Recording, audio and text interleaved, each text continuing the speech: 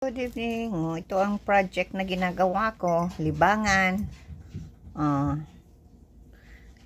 Yan. Ang ilalim yan ay ano yan, bato. Nagpabili ako ng regalo to sa akin na ngayong Christmas. Ito mga semi-precious stone. Yan. At ito naman, ginawa ko rin to. Yan. Mga magagandang yan. Paborito ko ang mga semi-precious stone. Yan. Ang ginagawa ko.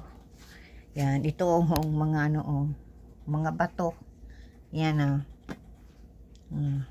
Regalo sa akin. At naubos na yung kalahati. Nahubos na yung kalahating yung bato naubos na. Kaunti na lang.